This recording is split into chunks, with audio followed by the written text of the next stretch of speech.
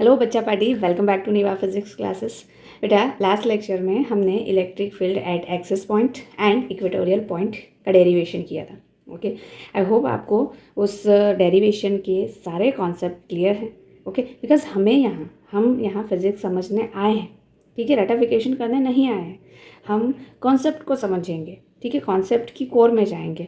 Concept को समझेंगे तो इजीली आपको फिज़िक्स आ जाएगी। फिज़िक्स कोई टफ सब्जेक्ट नहीं है। ओके, तो हमने लास्ट लेक्चर में एक्सिस पॉइंट और इक्वेटोरियल पॉइंट के बारे में बात की थी, ठीक है। अच्छा, अगर एक्सिस पॉइंट और इक्वेटोरियल पॉइंट के अलावा और कोई दूसरा पॉइंट दिया हो बेटा, तो हम इलेक्ट्रिक फील्ड कैसे फाइंड आउट करेंगे? ओके, सोचा है कभी आपने कि उस कंडीशन में हम क्या करेंगे?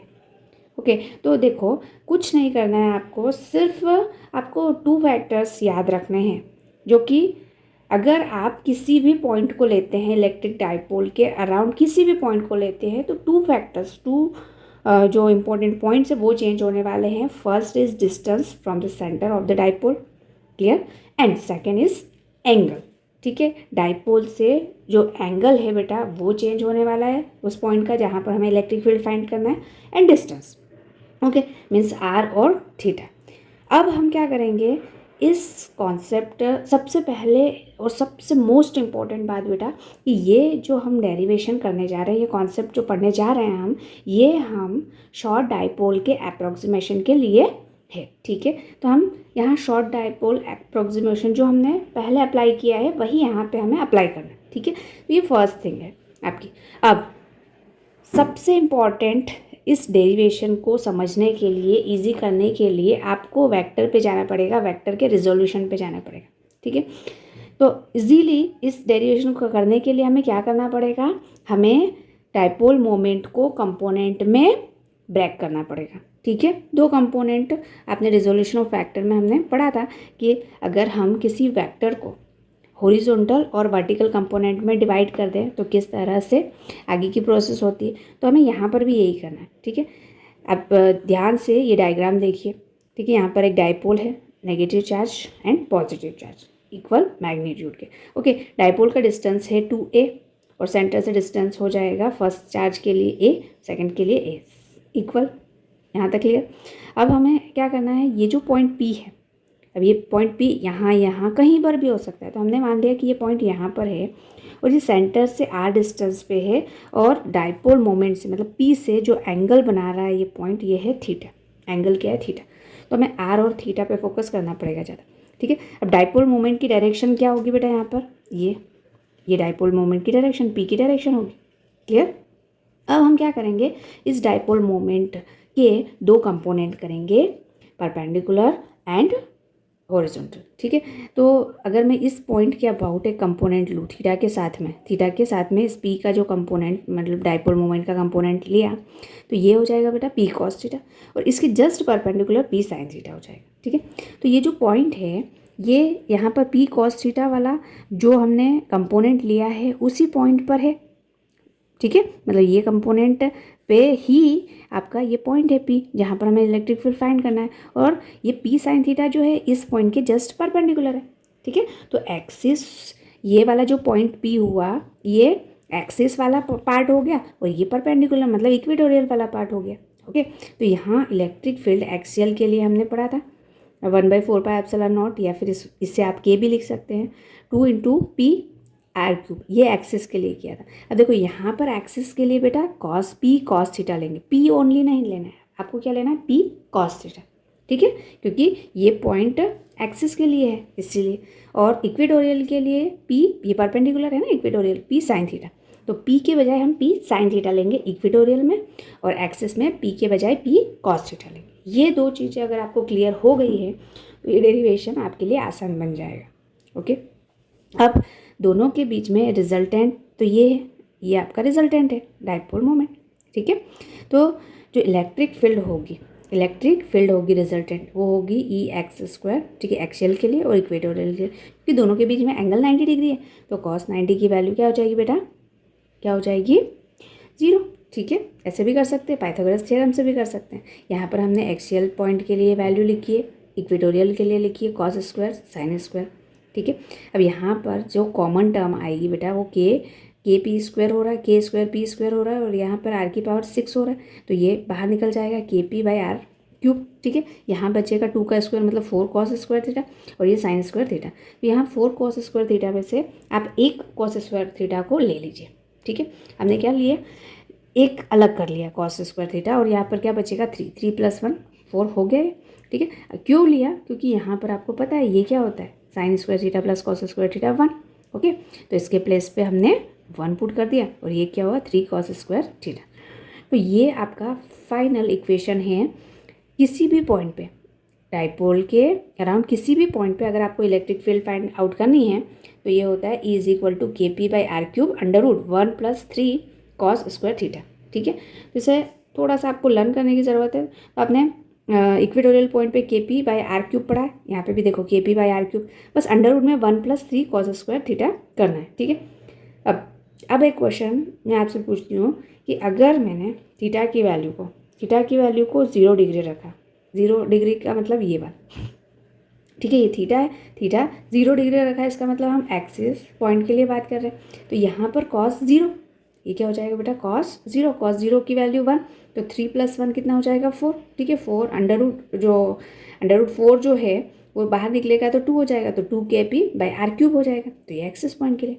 ठीक है, तो आप अपने कॉपी और पेन में ये दो चीज़ें फाइंड आउट करेंगे। फर्स्ट, थीटा = 0 अगर लेंगे तो इलेक्ट्रिक फील्ड क्या होगा, ओके, एंड थीटा = 90 डिग्री लेंगे तब इलेक्ट्रिक फील्ड क्या होगा। ठीक है, ये आपका होमवर्क है, आपको ये दो कंडीशन पुट करके और यहाँ पर इलेक्ट्रिक फील्ड की वैल्यू को फाइंड आउट करना है। ओके, अब बात आती है डायरेक्शन की। इलेक्ट्रिक फील्ड तो हमने फाइंड आउट कर लिया है, ये मैग्नीट्यूड है, अब डायरेक्शन क्या होगी, तो डायरेक्शन फाइंड आउट करने के लिए हम क्या करेंगे, tan अल्फा। ठीक है, देखो ये एक्सियल पॉइंट के लिए इलेक्ट्रिक फील्ड की डायरेक्शन ये है। ठीक है, और P sin थीटा आपको पता है कि अगर ये इक्वेटोरियल के लिए क्या है, इलेक्ट्रिक डाइपोल मोमेंट की डायरेक्शन अगर ये है तो इसके जस्ट अपोजिट होती है इलेक्ट्रिक फील्ड की डायरेक्शन, तो इसके अपोजिट ये हो जाएगा। ठीक है, इन दोनों के बीच में रिजल्टेंट आपको निकलेगा ये। ठीक है, यहाँ पे हमने अल्फ़ा मान लेते हैं, तो tan अल्फ़ा = परपेंडिकुलर क्या हुआ, इक्वेटोरियल, और बेस क्या हुआ, एक्सिस वाला पॉइंट। ये वैल्यूज़ पुट करके tan अल्फ़ा क्या है, tan θ/2। इसका मतलब क्या है बेटा कि थीटा की वैल्यू जो भी है, ठीक है, सपोज 90 डिग्री है, तो जो एंगल आएगा आपका वो /2 मतलब 45 डिग्री आएगा। क्लियर? आई होप आप अब से सीख जाओगे कि हम इलेक्ट्रिक फील्ड किसी भी पॉइंट पे फाइंड आउट करना है, ठीक है, डाइपोल के अराउंड, तो कैसे फाइंड आउट करते हैं। ठीक है, और हमें एक्सिस और इक्वेटोरियल पॉइंट के लिए भी यहाँ से फॉर्मूला मिल जाएगा। ठीक है, तो आपको एक्सिस और इक्वेटोरियल का भी याद करने की ज़रूरत नहीं है, यहाँ से बस थीटा की वैल्यू 0 डिग्री और 90 डिग्री पुट करना है। क्लियर है? तो देखो फर्स्ट क्वेश्चन है, 2 opposite charge each of magnitude, opposite है और मैग्नीट्यूड दोनों का सेम है। ठीक है, Q1 = 2 माइक्रो कूलम, ये प्लस है। ठीक है, तो ये 2 माइक्रो मतलब 10⁻⁻6 कूलम हो गया, और Q2 जो है वो माइनस में हो गया, ये प्लस है तो ये माइनस में है। Okay, 2 × 10⁻⁻6 coulomb.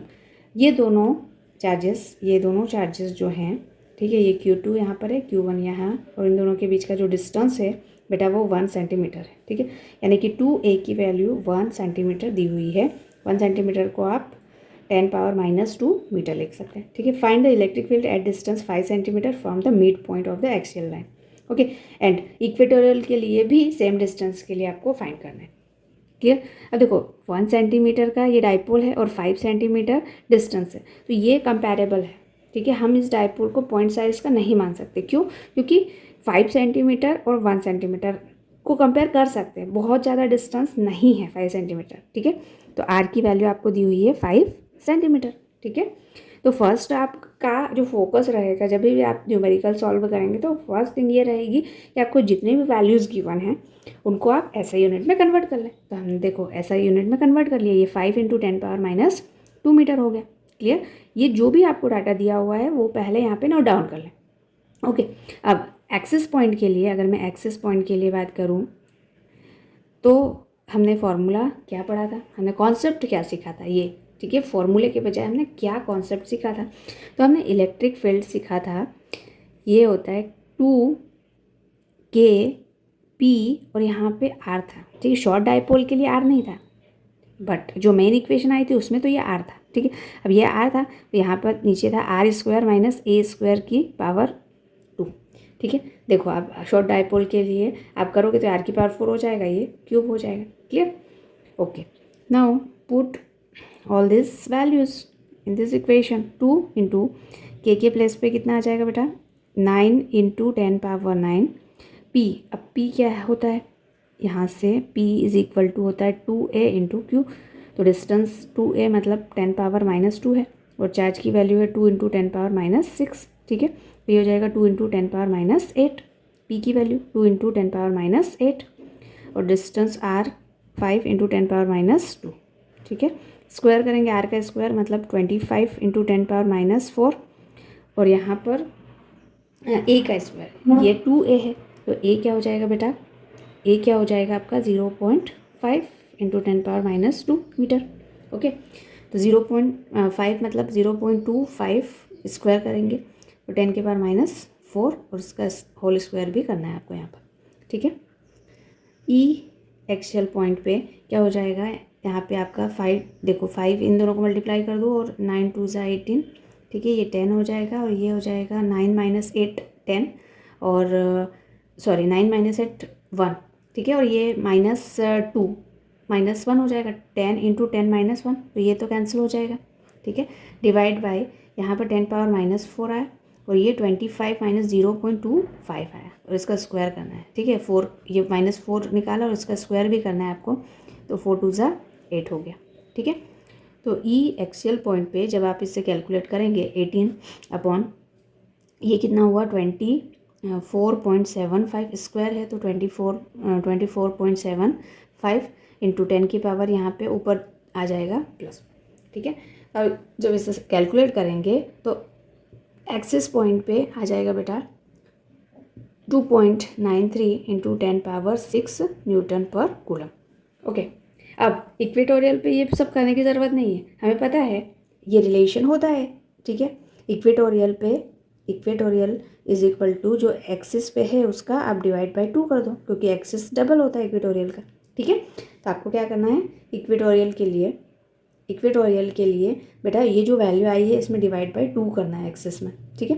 तो 2.93 इंटू 10 पावर 6 डिवाइड बाय 2, तो ये आ जाएगा आपका 1.46 इंटू 10 पावर 6 न्यूटन पर कूलम, क्लियर, ठीक है। तो फिर से आपको ये प्रोसेस नहीं करनी है, आपको टाइम सेव करना है आपकी एग्जाम में। जितना कम से कम टाइम में आप क्वेश्चन को सॉल्व करो उतना ही ज़्यादा आपको बेनिफिट होगा, ठीक है। अब next question, what is the magnitude of electric field intensity due to a dipole of moment. Dipole moment मतलब पी की वैल्यू आपको दी हुई है 2 इंटू 10 पावर -8, ठीक है, coulomb into metre at a point distance.